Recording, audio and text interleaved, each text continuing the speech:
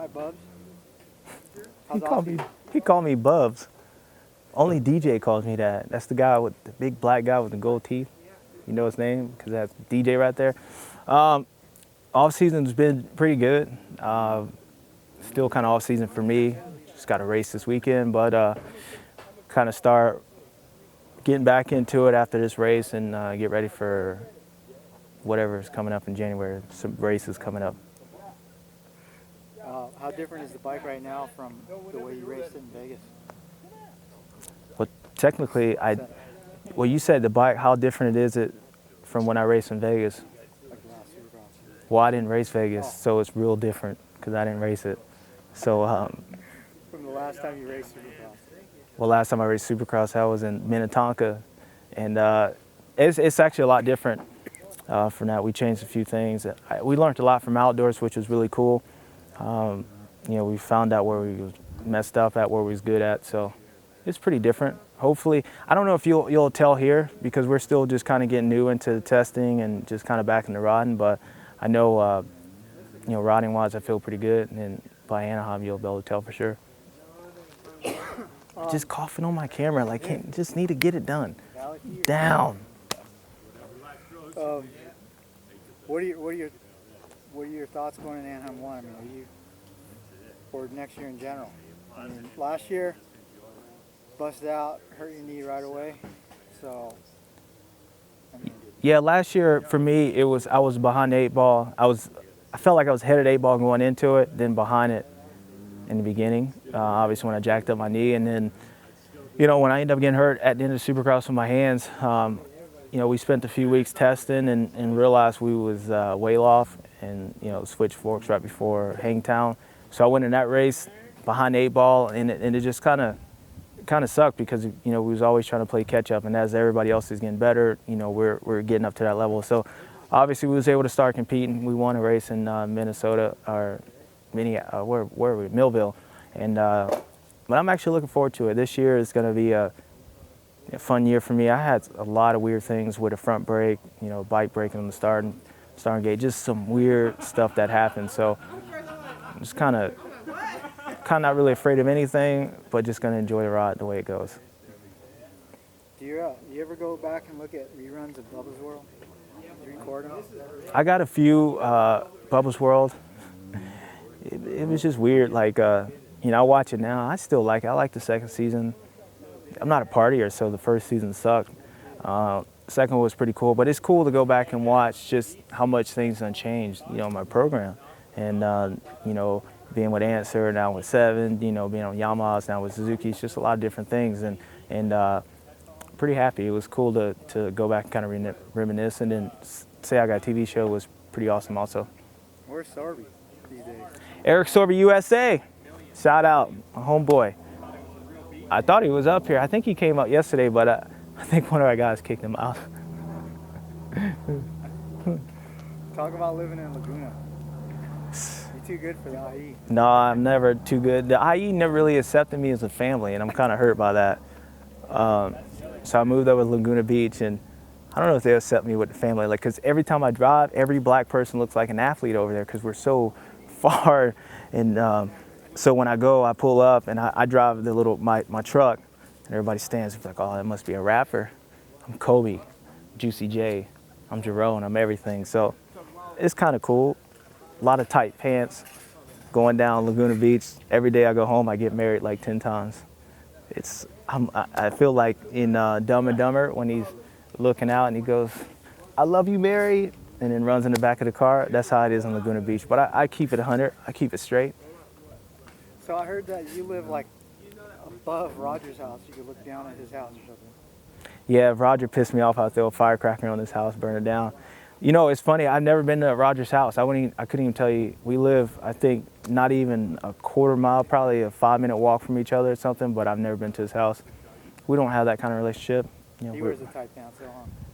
He does skinny jeans. I think he's got shorts on today. He's got me in the skinny jeans, but I got the ones that are comfortable. Pajama skinny, the stretchy, so they're kind of both.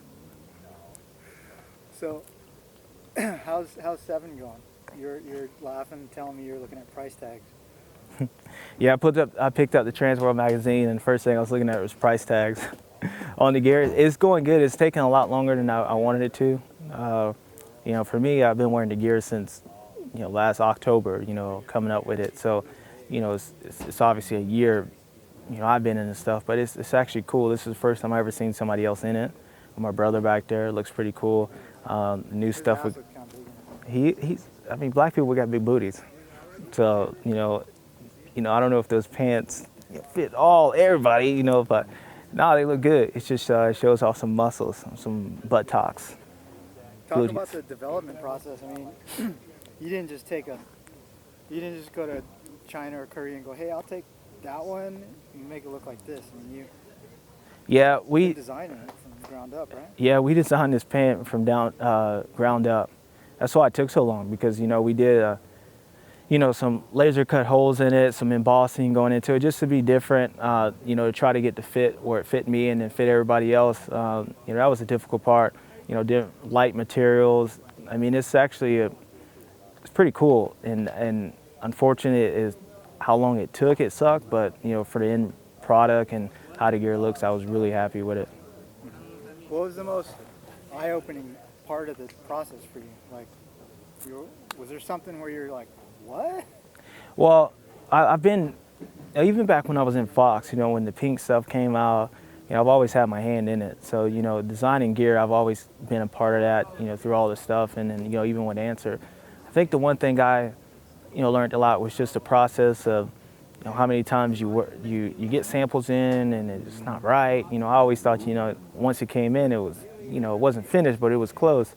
And then, you know, you'll get in at 7 to be crooked, and you got to take it back and then get it back, and that's 3 weeks every time. Is a lot of money. So, you know, just the process of, you know, it's not, hey, if you do it right, it's not go to China or wherever and say, give me this jersey and build it. You know, we went and said, I need this, you know, fabric, and, you know, I want to make this pant, but you know, you draw the pant out, we want to make it like this, and it was gnarly. It was gnarly. And then to be in the room with the sales guys, and I'm thinking, like, you know, I know what I want to see out there, and they go, well, I know what sells, and then compromising, so we'll see.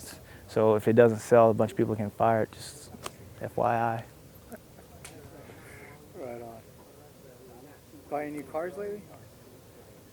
Yeah, I bought a 96 Impala, painted it orange, thuggish.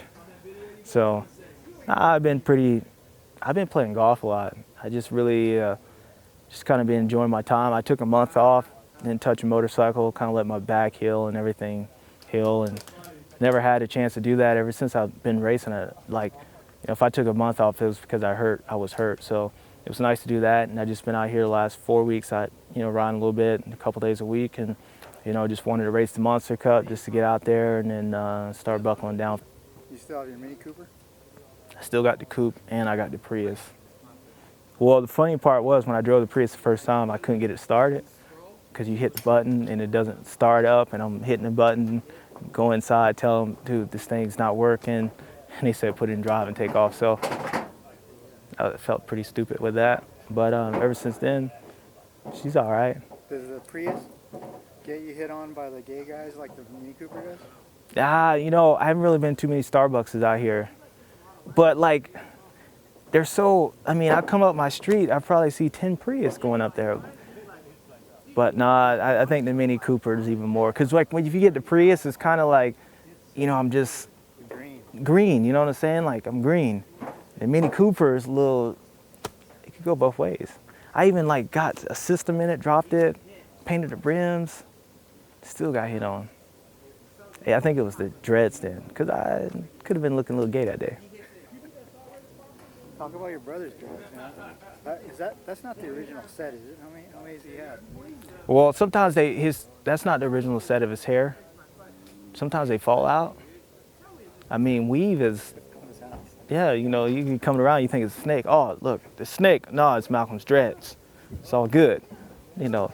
So, you know, I think he's got his hair done a few times, but, you know, it's kind of grown on me. He's a big dude, so, big old dude.